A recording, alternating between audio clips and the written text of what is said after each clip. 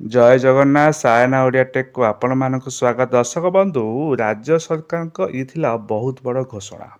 ଦେଖନ୍ତୁ, ରାଜ୍ୟରେ ଥିବା ଯୁବକ ଯୁବତୀମାନଙ୍କ ପାଇଁ ଆସିଲା ସୁବର୍ଣ୍ଣ ସୁଯୋଗ। ଏଠି ଦେଖନ୍ତୁ, ଓଡ଼ିଶାର ସେ ବାସିନ୍ଦା ହୋଇଥିବେ ଏବଂ ବୟସ 18 ବର୍ଷରୁ 35 ବର୍ଷ ମଧ୍ୟରେ ହୋଇଥିବ ଏବଂ ଆବେଦନକାରୀଙ୍କ ବାର୍ଷିକ ଆୟ ବା ପରିବାରର ବାର୍ଷିକ ଆୟ 2,50,000 ଟଙ୍କାରୁ ହୋଇନଥିବ। ତା ସହିତ ଆପଣମାନେ କେବଳ ପଞ୍ଚମ ପାସ୍ କରିଥିବେ। ପଞ୍ଚମରୁ ଉର୍ଦ୍ଧ୍ୱ ପାସ୍ କରିଥିଲେ ଆପଣମାନଙ୍କୁ ଗୋଟେ 3 ମାସିଆ ତାଲିମ ଦିଆଯିବ। ଏହି ତାଲିମ ସମୟରେ ଆପଣମାନଙ୍କୁ କୌଣସି ଦେବାକୁ ପଡ଼ିବ ନାହିଁ। ଏଠି ଆପଣମାନେ ରହିବା, ଖାଇବା, ତା ସହିତ ୟୁନିଫର୍ମ ଏବଂ ତାଲିମ ଉପକରଣ ସମସ୍ତ ଯୋଗାଇ ଦିଆଯିବ। ତାଲିମ ସରିଲା ପରେ ଆପଣମାନଙ୍କୁ ଯେକୌଣସି ସରକାରୀ କିମ୍ବା ବେସରକାରୀ ସଂସ୍ଥାରେ ନିଯୁକ୍ତି ଦିଆଯିବ ଏବଂ ଏହି ଯେଉଁ ତାଲିମଟି ଆପଣମାନଙ୍କ ନିଜ ଜିଲ୍ଲାରେ ହିଁ ଦିଆଯିବ। ଯଦି କୌଣସି ସୁବିଧା ନାହିଁ, ଆପଣମାନେ ନିକଟବର୍ତ୍ତୀ ଜିଲ୍ଲାରେ ଏହି ତାଲିମର ସୁଯୋଗ ଦିଆଯିବ। ତେଣୁ ଆପଣମାନେ ଏହି ଯୋଜନାରେ କିପରି ସାମିଲ ହୋଇପାରିବେ, କିପରି ଏହାକୁ ଆବେଦନ କରିବେ, ନିଜ ମୋବାଇଲ ଫୋନରେ ଚାଲନ୍ତୁ ଦେଖିବା। ଆପଣମାନେ ନିଜ ମୋବାଇଲ ଫୋନରେ ଏଠି କ୍ରୋମ୍ ବ୍ରାଉଜର ଅନ୍ କରିବେ। ଏଠି ଆପଣ ସର୍ଚ୍ଚ କରିବେ scstprayas.com ଆପଣ ସର୍ଚ୍ଚ କରିବେ। ସର୍ଚ୍ଚ କଲା ପରେ ଆପଣମାନେ ସର୍ଚ୍ଚ କଲା ପରେ ଏହିପରି ଗୋଟେ ହୋମ୍ ପେଜ୍ଟି ଆସିବ। ତାପରେ ଦେଖନ୍ତୁ, ଆପଣମାନଙ୍କ ଦେଖିବେ ନ୍ୟୁ କ୍ୟାଣ୍ଡିଡେଟ୍ ରେଜିଷ୍ଟ୍ରେସନ୍, ଆପଣ ଏଠି କ୍ଲିକ୍ କରିବେ। କ୍ଲିକ୍ କଲା ପରେ ଦେଖନ୍ତୁ, ଆପଣ ତଳୁ ସ୍କ୍ରଲ୍ କରିବେ। ଏଠି ଆପଣ ଯେଉଁ କାଷ୍ଟ ST କିମ୍ବା SC ଏଠି ଆପଣ ଚୁଜ୍ କରିବେ। ଦେଖନ୍ତୁ, ମୁଁ SC ଏଠି କ୍ଲିକ୍ କଲି।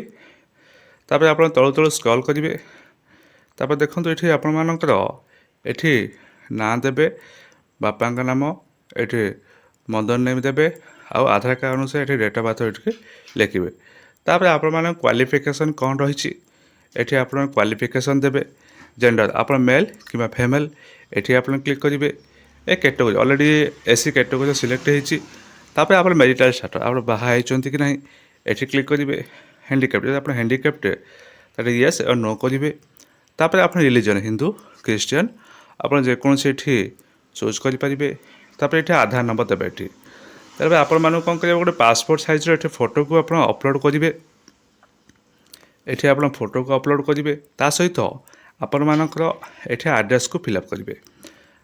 ଆପଣ ସଠିକ୍ ଭାବରେ ଫିଲ୍ଅପ୍ କରିବେ। ଏଠି ଡିଷ୍ଟ୍ରିକ୍ଟ, ଆପଣ କେଉଁ ଡିଷ୍ଟ୍ରିକ୍ଟରୁ ଆପ୍ଲାଏ କରୁଛନ୍ତି ଏବଂ କେଉଁ ବ୍ଲକ, ଭିଲେଜ୍ ନେମ୍, ପିନ୍କୋଡ଼୍, ଏଠି ମୋବାଇଲ୍ ନମ୍ବର ଦେବେ ଏବଂ ତହସିଲ ବା ପଞ୍ଚାୟତ ଏଠି ଆପଣ ଡିଟେଲ୍ସ ଦେବେ।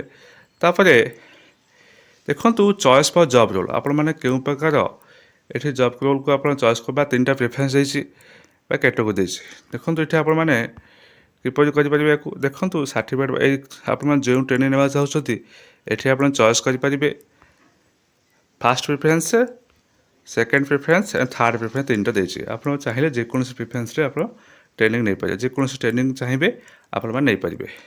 ତାପରେ ଆପଣମାନଙ୍କ ନିଜ ଡିଷ୍ଟ୍ରିକ୍ଟ ବା ନିଜ ଡିଷ୍ଟ୍ରିକ୍ଟକୁ ଏଠି ଚୁଜ୍ କରିବେ। ଆପଣମାନେ କେଉଁ ଡିଷ୍ଟ୍ରିକ୍ଟରେ ଟ୍ରେନିଂ ନେବେ, ଏଠି 3ଟା ଡିଷ୍ଟ୍ରିକ୍ଟ ଆପଣ ଚୁଜ୍ କରିପାରିବେ। ଯଦି ଆପଣମାନଙ୍କ ଡିଷ୍ଟ୍ରିକ୍ଟରେ ଏହି ତାମିଲର ସୁଯୋଗ ଥିବ ବା ତାମିଲର ସେଣ୍ଟର ଥିବ, ତାହେଲେ ଆପଣମାନଙ୍କୁ ନିଜ ଡିଷ୍ଟ୍ରିକ୍ଟରେ ହିଁ ତାଲିମ ନେଇପାରିବେ। ଯଦି ଆପଣଙ୍କ ନିଜ ଡିଷ୍ଟ୍ରିକ୍ଟରେ ତାଲିମର ସୁବିଧା ନାହିଁ, ତାହେଲେ ପଡ଼ୋଶୀ ଜିଲ୍ଲାରେ ଆପଣମାନଙ୍କୁ ତାଲିମ ଦିଆଯିବ। ତାପରେ ଆପଣ ଫାଇନାଲ୍ ଆପଣ ସମ୍ପୂର୍ଣ୍ଣ ଭାବେ ଫିଲ୍ଅପ୍ କଲା ପରେ ଆପଣ ସବମିଟ୍ ଅପସନ୍କୁ ଏଠି କ୍ଲିକ୍ କରିବେ। କ୍ଲିକ୍ କଲା ପରେ ଦେଖନ୍ତୁ, ଆପଣ ଫର୍ମଟି ସକ୍ସେସଫୁଲି ରେଜିଷ୍ଟ୍ରେସନ୍ ହୋଇଯାଇଛି। ତାପରେ ଆପଣଙ୍କୁ ଗୋଟେ ମେସେଜ୍ ଆସିବ। ଦେଖନ୍ତୁ, ଆପଣ ଫର୍ମଟି ମେସେଜ୍ ଆସିଲା ଆପଣଙ୍କୁ କେବେ ଟ୍ରେନିଂ ଦିଆଯିବ, ଆପଣଙ୍କୁ ମେସେଜ୍ ମାଧ୍ୟମରେ ଜଣାଯିବ। ତାପରେ ଯଦି ଆପଣମାନେ ଚାହିଁଲେ ବି ଏହାକୁ ଅଫଲାଇନ୍ ମଧ୍ୟ ଆବେଦନ କରିପାରିବେ। ଯଦି ଆମ ଭିଡ଼ିଓଟି ଆପଣମାନଙ୍କୁ ଭଲ ଲାଗିଥିବ, ଲାଇକ୍ ସବସ୍କ୍ରାଇବ୍ ନିଶ୍ଚୟ କରନ୍ତୁ।